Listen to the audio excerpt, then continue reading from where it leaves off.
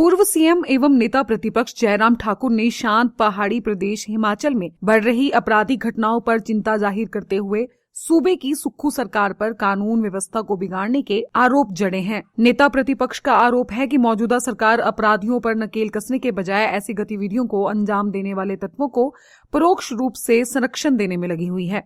ऊना में हुए गोलीकांड का जिक्र करते हुए जयराम ठाकुर ने कहा कि यह मामला सीधे तौर पर कांग्रेस के ही लोगों के साथ जुड़ा है। जयराम ने आरोप लगाते हुए कहा कि पैसों के लेन देन को लेकर हुई यह वारदात क्षेत्र में कई सालों से सक्रिय खनन माफिया के काले कारनामों की निशानी है। इस खनन माफिया को संरक्षण देने के पीछे कांग्रेस के ही बड़े नेताओं के हाथ हैं।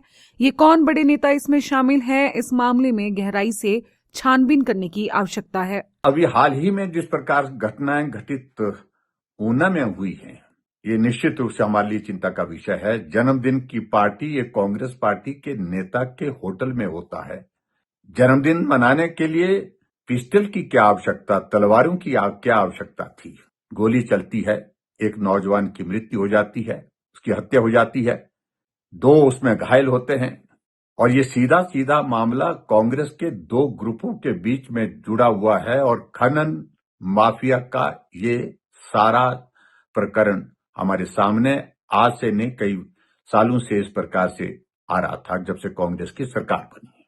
लेन देन का मामला सीधा सीधा और उसमें संरक्षण कांग्रेस पार्टी के बड़े नेताओं का है, ये भी उसमें साबित है। इसमें इन्वेस्टिगेशन गहराई तक करनी चाहिए और दोषी लोगों के खिलाफ सख्त कार्रवाई करनी चाहिए। वहीं नेता प्रतिपक्ष ने कहा कि प्रदेश में बिगड़ती हुई इस कानून व्यवस्था के लिए कौन जिम्मेदार है, इसे भी सीएम सुक्खू स्पष्ट करे।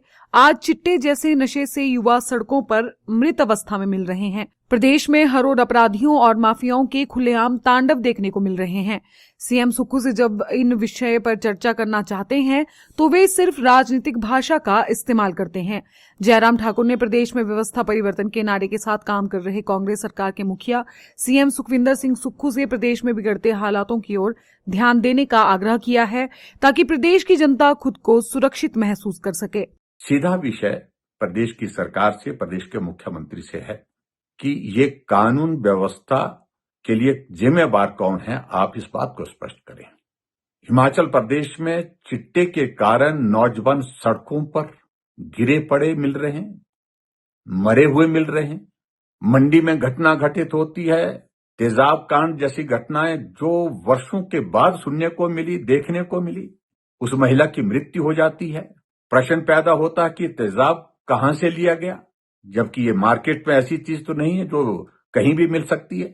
और ऐसी घटनाओं का ये दौर लगातार आगे बढ़ते हुए इस देवभूमि हिमाचल प्रदेश को पूरी तरह से बदनाम कर रहा है।